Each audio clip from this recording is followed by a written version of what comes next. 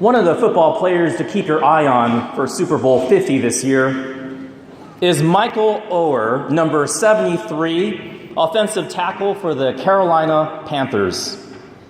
In his youth, he had no parents to take care of him, but eventually, a kind family raised him and gave him an education. Later, as an adult, he was drafted and recruited into the NFL. His adopted mom called this an amazing journey to the Super Bowl. Whether in athletics or in our own lives or in business or the military or in education, the recruitment phase is an important stage in our life. Now, that's the first main point, the recruitment story. You want the right people on your team. But whether it's the beginnings of Michael Oher's career in the Super Bowl or the beginnings of your job and your career, people will come up and say, well, what's your story? How did you start?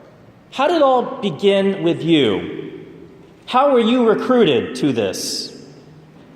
We see the importance of the recruitment story in today's gospel. Here we see the humble beginnings of the great Simon the fisherman following Jesus.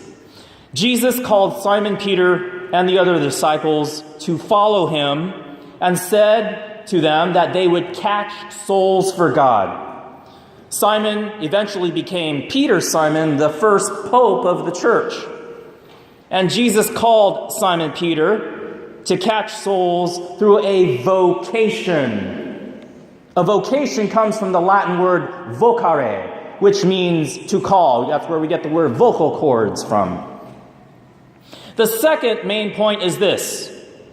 Just as Jesus recruited Simon Peter to follow him, Jesus recruits you and me to follow him too. You might say, well, I'm not a priest and I'm not a nun. But that's the point. He still recruits you and me. In this homily, I'm going to get a little bit more personal with my own vocation story as a married deacon. I have preached over 50 homilies since my ordination as a married permanent deacon, and my hope at St. Joseph's is to increase awareness as to what a permanent deacon is. Perhaps Jesus is calling you to this.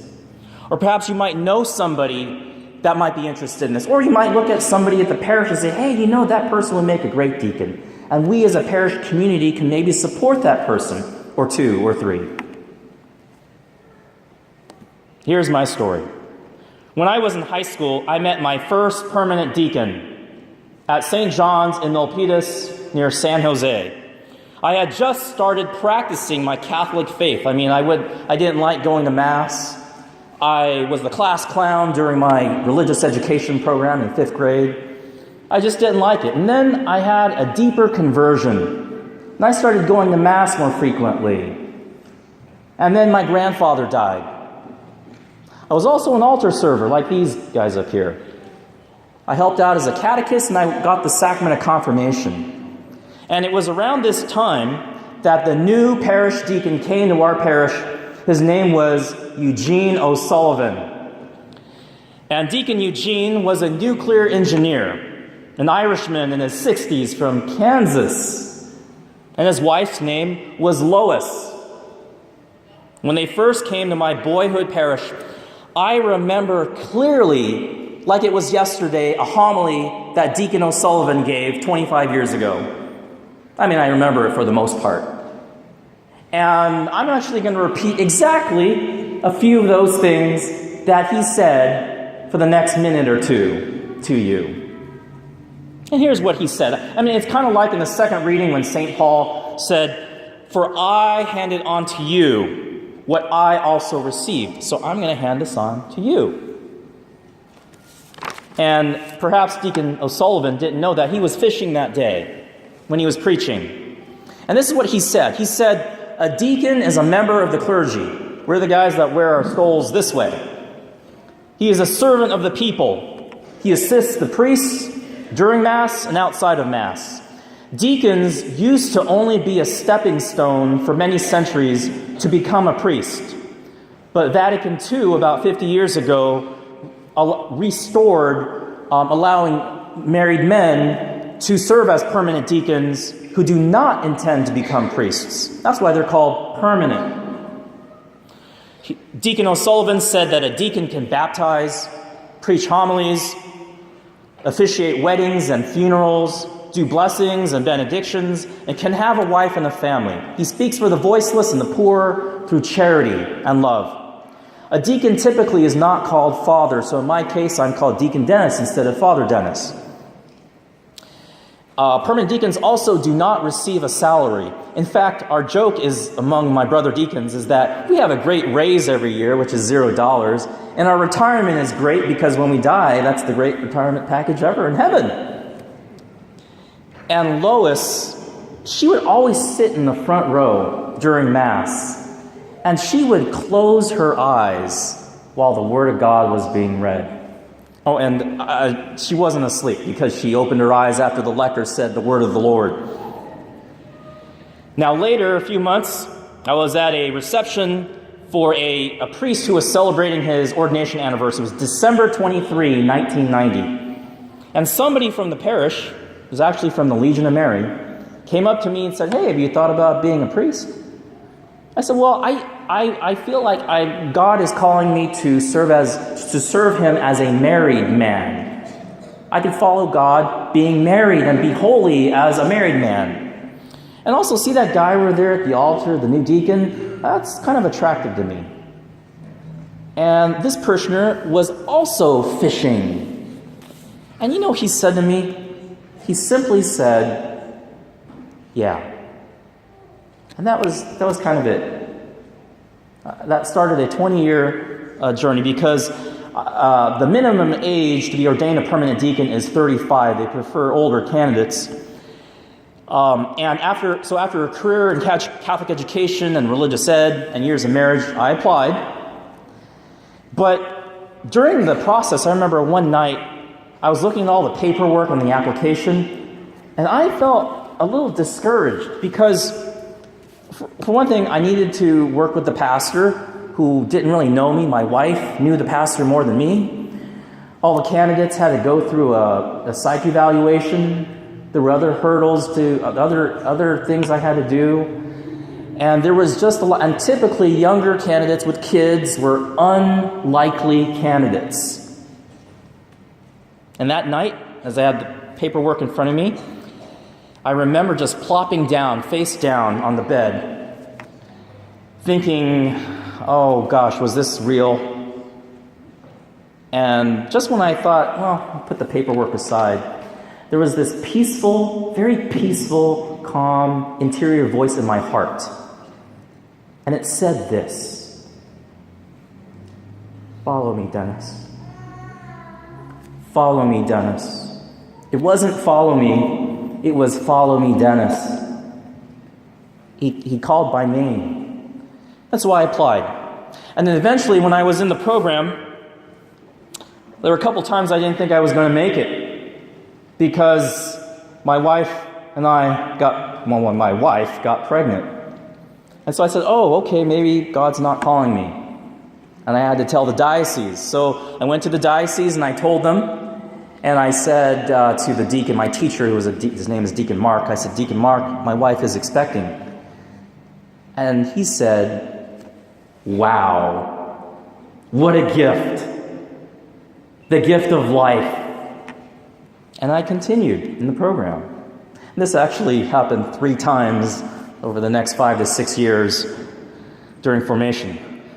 And since the diocese knew that I was educated by Jesuit priests, they said, well, we'd like for you, in my particular case, we'd like for you to meet with a Jesuit spiritual director, which I did every week. And the priest met with me and he said, okay, Dennis, I'd like for you to do the spiritual exercises of St. Ignatius and pray 1 hour every day. It's up to you. You want to pray before the Blessed Sacrament? That's fine. I said, that's great, Father. I'd love to do that. I've been meaning to pray every week. And he said, I want you to do this every day for the next 6 to 9 months. So I gulped and I said yes. and I meditated on all the Gospels, the main parts of the Gospels, and that's where I encountered Jesus in the Scriptures. And that's where I fell in love with God's people. And the very Gospels I read were the very same Gospels that I proclaim at Mass. And so 5 years later, I was prostrating in the cathedral right before the bishop, before he laid his hands on me, and I asked for the virtues of the Blessed Mother. Again, the second main point is just as Jesus recruited Simon Peter, so Jesus recruits you and me. And now you heard about me, so let's focus a little bit more about you now. Because when God calls, it's like a flower garden. There's little flowers here, maybe that one needs a little more work, that one's beautiful, but God is pleased with all of them because they all love Him. And having heard these vocation stories from Simon Peter and my own vocation story, this is the third and final point where I'd like to offer a few reflections as you discern how God has called you. The first is that Jesus Himself is the one that initiates the vocation. There's an old saying that God does not call the qualified. He qualifies the called. In other words, He doesn't always pick the best. He doesn't always pick the brightest, the most likely person. As we saw with Simon Peter. And so if there's something that He wants to do for you, you don't need to have a theology degree to do His work, to follow Him. The point is that He will qualify you. The other meditation is that sometimes you may doubt when He calls you. You might say, just like Simon Peter did, yeah, Lord, I've been fishing all night. You're a carpenter. I'm an expert fisherman. But yeah, I'm going to go out and go fish. So when Simon Peter eventually did that, he was stuck in his own little mind about how things would get done. And it's just like me, thinking things weren't going to get done. But when we say yes to Him, He will eventually work miracles for us. Just like when Simon Peter had the miracle of the boatload of fish. And the other point here is that we may also say, like Simon Peter, when he calls you, "Depart from me, Lord. I'm a sinful man. I'm not perfect. I screw up. I disappoint people. I'm weak. My health is poor. I have cancer. I lost my job. I got laid off. My kids are acting up. They don't talk to me. Things are not right. Depart from me, Lord. Things are not right." You want the perfect person. And Jesus still wants you. He still wants you even in the weakness. And in fact, He wants you all the more. Because it's in our weakness that it clearly shows that God is the one at work in us. So don't be afraid. In fact, that's what Jesus eventually said. He said, don't be afraid because you will be catching souls for God.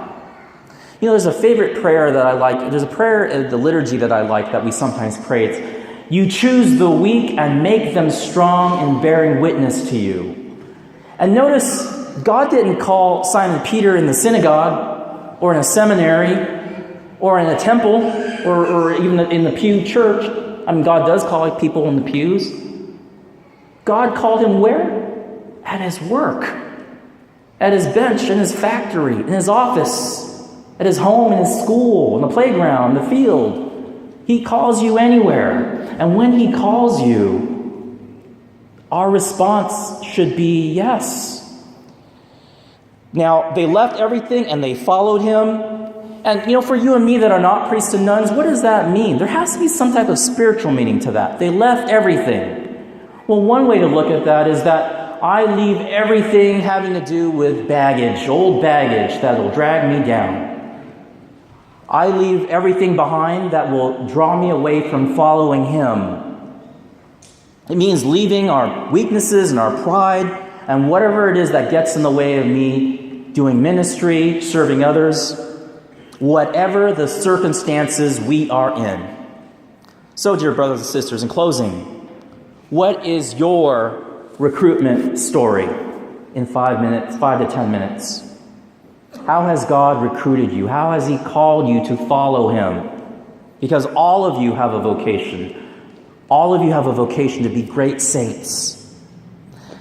One way to discern this, perhaps, is during the Lenten season, which is coming up starting this Ash Wednesday, February 10.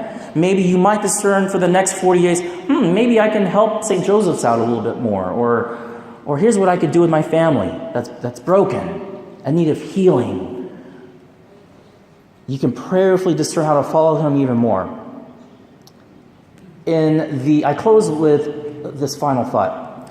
In the movie The Passion of the Christ, there's a scene where Jesus is carrying His cross, and Mary is trying to get to Jesus to console Him a little bit. And eventually she meets up with Him, and you know what she says in this movie? She says, "I'm here. I'm here, son." Let our response also be like Mary's. I'm here. I'm here. Just like what we saw in the first reading. Did you catch that in the first reading? How it closed? That is, as it is written in the book of the prophet Isaiah. Then I heard the voice of the Lord saying, "Whom shall I send? Who will go for us?" Let your response be, every day of our lives, when He calls us, like Mary, "Here I am. Here I am. Here I am. Send me." Amen.